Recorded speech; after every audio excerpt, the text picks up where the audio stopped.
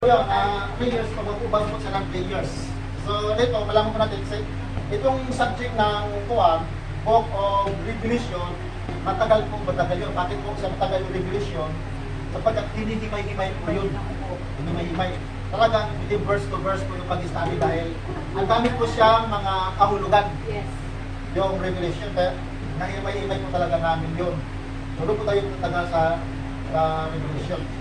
And then, after this one, after sa kuwan, balikan natin yung Old Testament hanggang Malakay. So, bakit natin hinuhuli yung kuwan, hinuhuli natin yung Old Testament, sapagkat yung Old Testament ay, yun po ay Gasyano o the New Testament. So, dito muna tayo sa itong personal, tapos pag-aralan natin yung shadow. Yun po ang ginagawa natin. So, pakibasa po sa Matthew chapter 1 verse 18 to 20.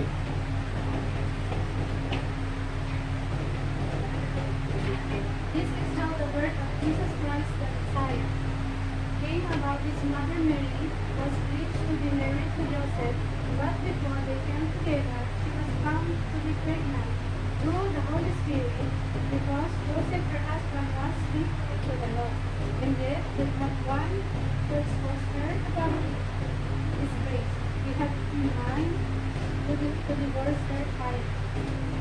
Okay, so tuloy ka.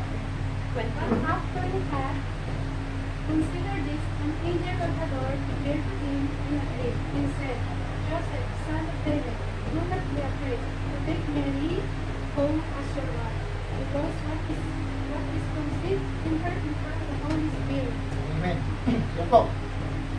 So dito po natin mababasa yung sinasabi yung regarding po sa kung ano po ang itong pinagmulan ni Jesus Christ.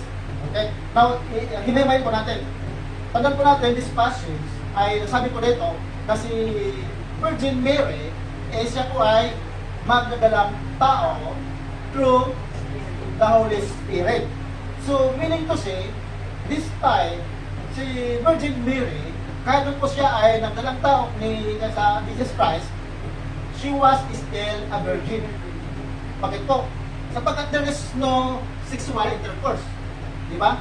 There is no sexual intercourse, kaya siya pa still virgin siya. So, now, the question here, noong siya ay nanganak, siya pa ba ay, noong Jesus Christ ay inuwal na, siya is still a virgin? Ano kaya? Kaya, at sa pamagitan po ng Holy Spirit, kaya siya nabuntis. So, ano nga na siya, silver, pa? So, virgin pa rin mo siya. Opo. Okay, ito yun. So, nung siya ay pinanganak, nung Jesus Christ ay pinanganak, si Virgin Mary is still virgin. Bakit po?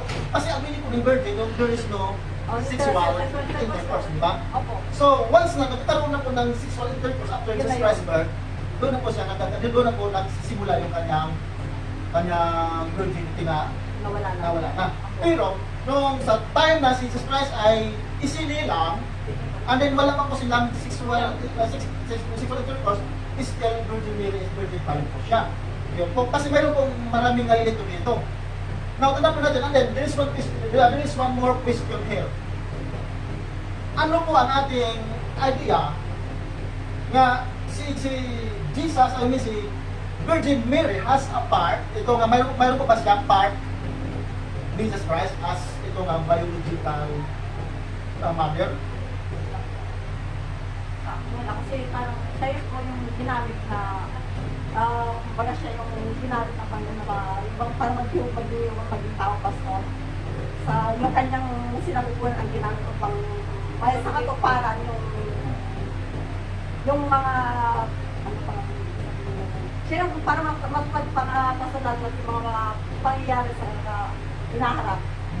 Okay, so ang ano natin dito, tandaan po natin na si Jesus Christ, pagdating po, pag-usapan po natin ng biological is yung dugo.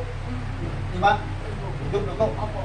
So, tandaan po natin, si Jesus Christ ay wala po siyang dugo na nanggaling kay Mary. Bakit po? Spirit po yun. Spirit po yung itong itong Nabuo si nag-consist siya through the Holy Spirit. So magkaroon na po ng ang isang bata, magkaroon na po siya ng mixed blood kapag mayroong sex intercourse. Bakit po? Kasi from egg cell to sperm cell. Magsasanib po yun dahil siya nabubuo. Ngayon, ang nangyayari kay Jesus Christ, wala pong egg cell. Yung egg cell ay nanggaling po sa mother, yung sperm cell ay nanggaling po sa father. So wala pong ganun nga nangyayari. Kaya si Mary, wala po siyang dugo nga naiambang doon sa dugo ni Jesus Christ. Bakit? Kapagkat wala po ganun na sexual intercourse na nangyayari. Okay, so bakit po nabuo po nabuo po si Jesus Christ? Kaya nasa ng Panginoon nga through the Holy Spirit. So ano po yung part ni Mary, ni Virgin Mary? Ang part niya po is just like a house, molding place, yung incubator, parang like something like that na doon po si Jesus Christ nanahan sa kanyang womb para po mabuo siya as ito nga human being. So siya na pong ginamit, instrument ang po si Virgin Mary sa buhay po ni Jesus Christ as a human being. Kaya huwag po tayong malilito doon sapagkat ang dami pong malilito. So kasi ang tanong po dito, mabubuo kayo si Jesus Christ kung walang blood contact? Yes, of course. Sa kapangyarihan ng Ama, siya ay natulog. Yes, yun po. Pero sa atin, as a human being, wala po, hindi po mangyayari yung mabubuo kung walang blood contact. Bakit po? Ay human tayo, kailangan po yun. Kailangan po yun. Yun po, so huwag po tayong malilito doon. Okay, now, ang sabi po dito, na Jesus is the Son of God. Okay? Ibig sabihin, kung si Jesus ay Son of God, siya po ay kaparte siya sa Godhead. Okay, tandaan po natin. Mayroon pong tatlong persona ang iisang Diyos. So, pangalawa po, Jesus Christ as a person and what Godhead. First, God the Father who was our Creator. Tandaan po natin yung meaning po ng God the Father, ang kanyang pong trabaho, ang kanyang pong function as a Father, as a God is siya po yung Creator. Genesis 1:1, God created heaven and earth. Yun po ang kanyang function as God. So, ano po yung function ni Jesus Christ as God? Function niya is Redeemer. Yung linikha ng Panginoon, yung linikha ng God the Father ay nagkakasala, kaya ang tutubos yung Panginoon din. Hindi po pwede tutubusin yung tao sa tao. Bakit? Ang pwede tumubos ng kasalanan yung walang kasalanan. Yun po hindi po pwede yung ng isang parabos po ni Jesus Christ. Hindi po, kapag yung isang bulag, aakay sa bulag, kapwa sila, palaglag. Okay? Ano na sinabi pa ng parabos, kung sino po yung walang kasalanan, siya po yung magbato doon sa prostitute na babae. So, walang kahit isang bumato sapagkat lahat ng kasalanan. Ibig sabihin, ang pwede lamang na magtubos doon sa kasalanan, yung walang kasalanan. And then, ito lang pong nag-iisang anak, bugtong na anak ng Panginoon, Jesus Christ. Kaya po, ang kanyang function is to redeem. Ang daming ano po yung term, Redeemer, Savior, ano pa yung iba? Mediator, ano pa? Itong Redeemer, Mediator, Savior, Messiah. Ang dami siyang meaning na may isang indikasyon doon sa tagapagligtas. And then, ang third person sa isang Panginoon, isang Diyos, ay ang Holy Spirit. Tandaan po natin, ang Spirit ng Panginoon ay nag-exist na before. Genesis, basahin po natin Genesis chapter 1 verse 2. Nag-exist po yon ang Holy Spirit before. Ano po yung sinasabi sa Genesis chapter 1 verse 2?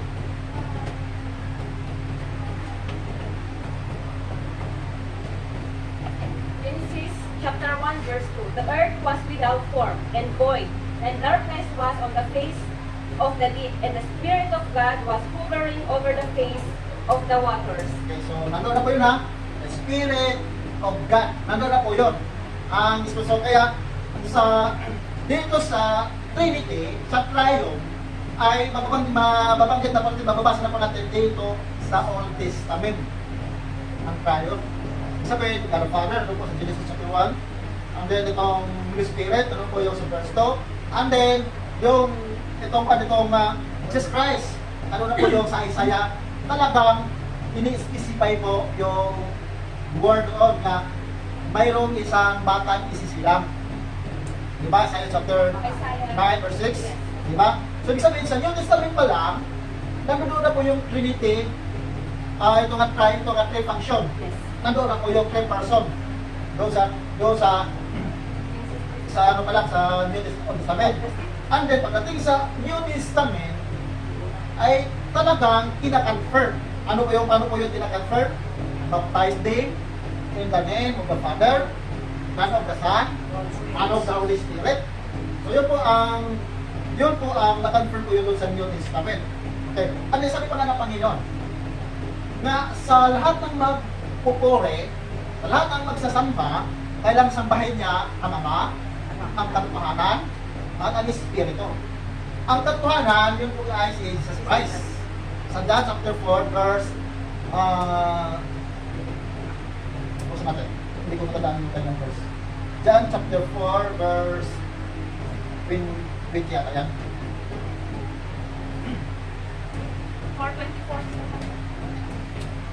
God is Spirit, and those who worship Him must worship Him in spirit and truth. Yes.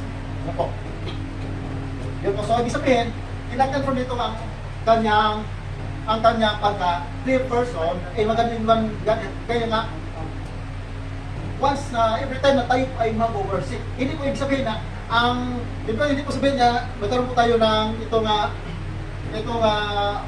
sabihin po natin one side na po tayo. Pupurihin ko lang po ang Ama. Ang Ama lang. Oneness. Oh. Pupurihin ko lang po yung anak lang. Pupurihin ko lang po yung Espiritu. Ang sasabi, binabanggit na ang mag-worship, ang magsasamba, kailangan sasambahin ang Ama, katotohanan, at ang Espiritu katotohanan, that is Jesus Christ. Okay, yun po ang truth. Bakit, ano ba sinasabi? Bakit po Jesus Christ ay truth? Bakit po siya ay tinatawag na truth po Jesus Christ? Ang sabi ng John 14:6, I am the way, the truth, and life, di ba? So, ibig sabihin, ang truth po dito, sinasabi dito sa John chapter 4, verse 23-24, ay Jesus Christ po yung truth dito. Malinaw po yun. Kaya po siya po ay, kaya sinasabi po nga, kailangan sabay po natin ang Ama, ang Anak, at ang Espiritu. Pero huwag po kayong malilito nga, baka sabi po natin, Pastor, ito po Panginoon. Isa lang po Panginoon. Mayroon lang po siya tatlong function, category. Ang trabaho ng Ama, Creator, trabaho ng Anak, Mediator, Redeemer, Savior, trabaho ng Espiritu is Comforter. Okay, so magkakaiba lang po ng trabaho nila sa iisang Diyos. Tanda po natin, mayroon pong tatlong persona ang Panginoon. So wag po tayong mali ito. Kasi kung sabihin po natin nga, Ama lang, ay mawala na po yung anak-anak sa ito. Pag sabihin po natin anak, ay wala na rin ang ama sa ito. Ito binabanggit. Pero ito po ang laging dinidibit ito sa mga one-sider. Sino po yung nakipag-debit? Yung Iglesia ni Cristo, makipag-debit po yan. Yung Saksi ni Yuma, makipag-debit po yan. Yung Juanes, makipag-debit po yan sila. Bakit po? Sapagkat ayaw po nila i-adapt yung word Trinity. Yes, wala daw yan sa Biblia. Kasi wala sa Bible po yung Trinity. Wala po talaga yan in word. Yes, Pastor. Hindi Okay. mo mababasa. Pero kung from Trinity to English version, makikita po natin yung plural. Makikita po natin yung plural. Let us make man. Amen. Yun po, itas po, nandun po yung mga pulo na sinasabi. Kaya po, wag po tayong mali nito. Sapagkat, mayroon po tayo matibay na mga ebidensya talaga. Yun po. Now, continue po tayo. And then, next, ang sabi nito, Jesus is the King. Okay? Jesus is the King. He is the Son of King David. Wag po natin itong i-literal ha. Kasi Jesus Christ pala ay anak ni David. Wag po natin itong i-literal. Itong Jesus Christ is the Son, He is the Son of King David. Wag po natin ito siya i-literal. Bakit? Malito po tayo dito. At i-literal natin ang pagtitinig. Jesus Christ pala ay hindi anak ng Panginoon. Anak pala siya ni King David. Okay. Wag po natin i-literal ito. Bakit po ay nabanggit dito sa David sapagkat yun po ay nanggagaling sa kanyang mga angkan. Okay? From Abraham to David, from David to Babylon, and Babylon to Jesus Christ. Pero sa lahi po talaga, sa salimlahi po talaga, hindi na po nababanggit yung from David to Babylon, kundi from Abraham, David, and Jesus son. O yun po. Pero sa history, kasama yung Babylon, pagkat yung Babylon po sila po ay nakaptives po sila sa Babylon within 70 years. Dihan po ang mga Israelites sa loob ng 70 years. Kaya doon sa 70 years na sila po ay nandoon sa Babylon, nagpapatuloy po ang lineage po na ni Abraham. Kaya hanggang dumating po doon sa kay Joseph na ito nga father of earthly Jesus Christ. Dumating po doon. Okay, so po ito'y malito doon. And then, ang sabi nito, He is the son of Abraham. Okay, di ba? Sinasabi nito dito. Na Jesus ay, saan ba yun? Jesus is the son of King David sa Matthew 1. Jesus repeatedly declares that the kingdom of heaven is at hand.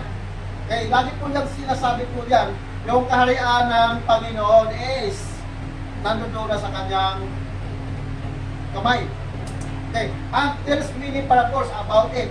The book of Matthew makes more mention of the kingdom of heaven, of kingdom of God, than any of the other gospel. Okay, so bakit po kaya? Bakit po kaya na ang Matthew po ay nag-mention po mostly doon sa kingdom of God, kingdom of heaven. Bakit po kaya ang Matthew? Ano po kaya ang idea natin?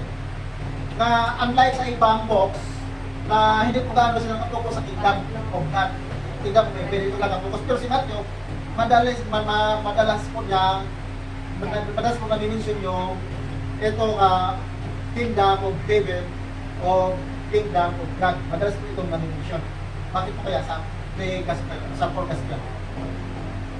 Itong four gospel po yung Matthew, Mark, Luke, John. Yun po ang gospel o Jesus Christ. So bakit po ang Matthew? Bakit po ang Matthew? Doon sa Matthew po. Sino pang pwede sumagot? Na ang sinasabi dito the book of Matthew makes more mention of the kingdom of heaven, of kingdom of God, than any other gospels. Bakit po kaya? Nasaksiyan, Pastor Matthew yung nangyari ng panahon. Saksihan? Pagkilit. Ano pa? Ako naman, Pastor, yung Matthew, parang siya yung reflection ng Genesis. Yung creation. So, yung Genesis, ina-emphasize doon yung creation ng mundo. So, yung Matthew din po, ina-emphasize mo po din doon yung kingdom ni Jesus Christ. Okay. So, ito po yun. So, bakit madalas po siya? Kasi, itong book of John, iba din po ang kanilang mga audio, iba din po ang kanilang mga focus. The same gospel of God, ngunit iba din po ilang focus. Pero mayroon po silang mga the same focus. Di ba, mayroon pong dito sa mga verses na mayroon pong makikita natin sa Matthew, makikita rin po natin sa Mark, makikita rin po natin sa Luke, sa John, makikita rin po natin. Pero ang sa Matthew po kasi, ito po yun. Kasi dito po kasi sa Matthew, dito po kasi nangyayari yung sabi po ng Panginoon na upon this rock I will build my church. So yan po ay hindi po yun siya literal. Ang pagkaunawa ko sa iba dito is ito ay literal na church. Kaya kayo kung nag-claim na sila po ang totoo, bakit? Sapagkat tinatayuan po nila yung upon this rock I will build the church. Even the gate of hell cannot prevail. So, itinatawag po yan. Ngunit, ang kanilang pagkaintindi ay sila na po yun. Pero, ang ibig sabihin po dito, itong, upon this rock, I will build the church. Ibig sabihin po dito, sa pamagitan ng itong bato, ang bato nito ay ang Panginoon. Kasi sa pamagitan ni Jesus Christ, I will build the church. Yung pong itatayo niya ang kanyang pinta sa pananampalataya. So, iba lang po ang kanilang pag-identity. So, anyway, matapakin natin muli yan pa. There is more clarification, explanation lang. Okay, and then, sabi nito. And then, ang sabi pa nga, Jesus repeatedly, dito pa tayo? Jesus is the promised Savior. Jesus is the promised Savior. Okay. So, saan po natin, saan po natin mapapabasa natin? Kung hindi natin gagamitin itong Matthew sa Old Testament. Saan po natin mapapasa yan? Nga mayroon po prophecy nga Jesus Christ po ay Savior. Isaiah, di ba? May 6, mayroon po sa Jeremiah, mayroon din po yan sa itong sa Ezekiel, medyo konti lang, pero sa Isaiah po talaga is ano po yung specific talaga kasi sabi sa Isaiah chapter 9 verse 6 nga, unto us a child is born, unto us a child, like that, something like that, na siya po ay magiging Prince of Peace, everlasting Father, our Counselor, yun po. So yun po ang sinasabi doon. And then, kina-confirm ito pagdating po dito sa Matthew. Yan, dumating nga yung sinasabi ni Isaiah na mayroong isisilang at napapagligtas. Yun po, sinascribe po yun na promise. So, he is the son of Abraham. Yung una, sinasabi nito is, Jesus is the king, he is the son of King David. And then dito naman, because Jesus is the promised Savior, he is the son of Abraham, through whom God had promised to bless all nations of the earth. Matthew emphasized the Old Testament prophesies that Jesus fulfills from his birth, chapter 1 in Matthew, verse 22 to 23, and then chapter 2, verse 5 to 6, John 17 and 18. So through his ministry and right up to his death and resurrection, he lives a righteous life, teaches us what it means to be righteous, and dies on the cross so that we can be right with God. Matthew opened with a simple statement of who Jesus is. Okay. Simple statement na, who is Jesus is? It is Messiah, which means it is Christ, it is Savior, it is our King, it is King, it is Lord, it is God. Okay, so and closes with a simple statement of what should be, what should do. Yun po ang make disciple for him. Ito po yung mga verses. Okay, meron naman po tayong Big Sunday.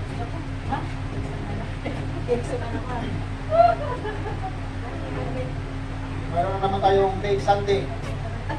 Yung mga verses.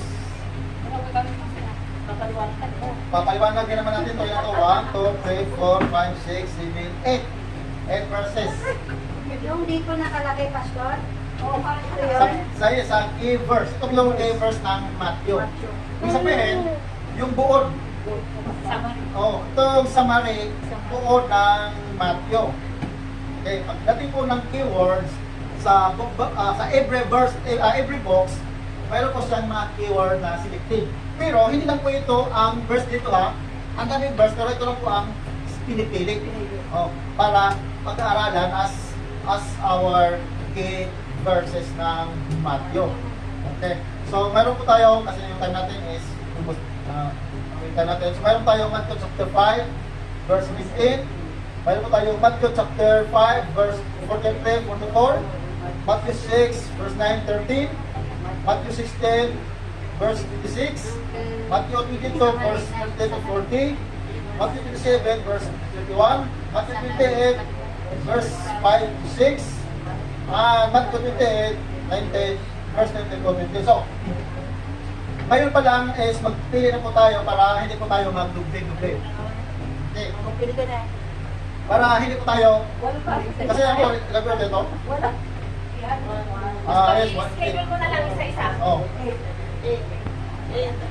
Para hindi kasi pasali kung ano lang yung gusto namin. 1, 2, 3, Ibigay mo talaga sa amin sa assignment namin. Ikaw na lang pasama sa Para kami na magsaliksik. Okay, so meron po tayo. Sino pa wala dito? Kasi ano? Si